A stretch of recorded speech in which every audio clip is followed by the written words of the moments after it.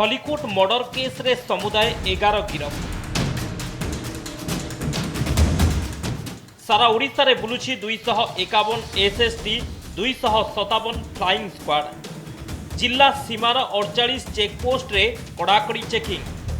द्वितीय पर्याय रे राज्य रे 11 जिल्ला रे 5टी लोकसभा और 35टी विधानसभा क्षेत्र रे थिबा 9162 बूथ रे हेबो मतदान। 556टी माओवादी अंचल भितरे संवेदनशील बूथ रही। 33,000 पुलिस फोर्स नियोजित हेबे। 11टी जिल्ला रे 655 मोबाइल पेट्रोलिंग पार्टी काम करुछे। जीपीएस जरिया रे कंट्रोल रूम को मॉनिटर करिबो पेट्रोलिंग पार्टी। प्रत्येक विधानसभा निर्वाचन मंडली पई जणे अतिरिक्त एसीपी दायित्व रे रहिबे।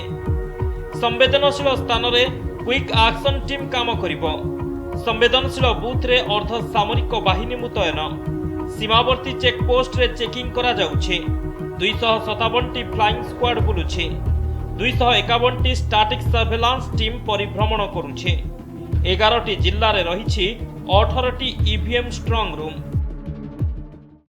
एही पर्याय निर्वाचन रे समुदाय 33,000 पुलिस कर्मचारी नियोजित हेबे, जोथि मध्यरु 102 कंपनी होउचंती सेंट्रल आर्म पुलिस फोर्सेस एवं 66 प्लाटून ओडिशा स्वतंत्र सशस्त्र बाहिनी फोर्स।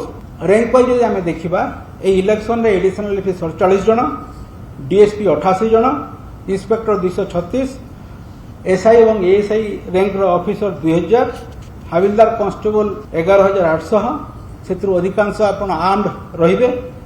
होमगार्ड एवं ग्राम रक्षी 5,800 एमिति हमर समुदाय 33,000 पुलिस कर्मचारी केंद्रीय एवं राज्यर ए निर्वाचन प्रक्रिया रे मुतयन हेबे।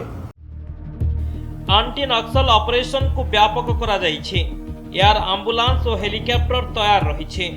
जनवरी प्रथम सप्ताहरु एपर्यंत 555टी एंटी नक्सल ऑपरेशन होइछे।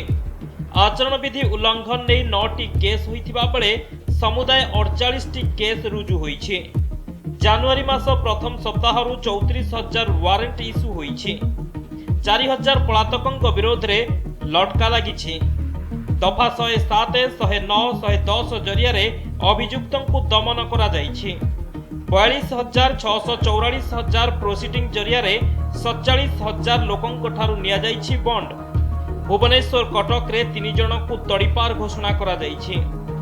236 जनଙ୍କ ठारू बेआईन अस्त्रशस्त्र जबत करा जाइछि। 3टी बंदूक तैयारी स्थान ठाब सह 14 जनଙ୍କୁ गिरफ करा जाइछि।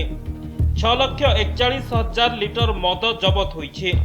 25,000 रु ऊर्ध्व एनडीपीएस केस, 839,000 क्विंटाल गंजेई, 5 केजी ब्राउन सुगार जबत करा जाइछि। जबत मूल्य आनुमानिक 87 कोटी हेबो। इलेक्शन अरेंजमेंट रो जो मेरुदंड हला मोबाइल पेट्रोलिंग, जहां हमें 655 करिछु। विशेष करी 10टा रु 12टा लोकेशंस को नेकी हमें गोटोटे मोबाइल पेट्रोलिंग करिछु। या व्यतीत विभिन्न संवेदनशील अंचल रे हमें quick reaction team, Odisha Swift action force भी हमें रखिछु, जहाँ कि जेकोसी असुविधा हेले सेमाने ताकू रेस्पोंड करिवे। एवं जेते सब हमर क्रिटिकल बूथ अछि से क्रिटिकल बूथ रे हमर अर्धसामरिक बाहिनी मुतयन हेबे। एवं हमर अर्धसामरिक बाहिनी जहाँ हमको इलेक्शन कमिशन ऑफ इंडिया पर आसीछि तार 100% यूटिलाइजेशन हमें बूथ ड्यूटी रे करिवो। एसएसटी पक्षरु चढ़ाऊ करा जाई गाड़ी भितरु 5 कोटी 68 लक्ष टंका विभिन्न स्थानरु जबत करा जाइछे। सोशल मीडिया मॉनिटरिंग सेल गठन करा जाई आपत्तिजनक पोस्ट हटा जाइछे। अभियुक्तଙ୍କ विरोध रे केस रुजु होइछे। भुवनेश्वर कैमरा पर्सन पद्मनाभ सह मानस महापात्रଙ୍କ रिपोर्ट, नंदीघोष टीवी।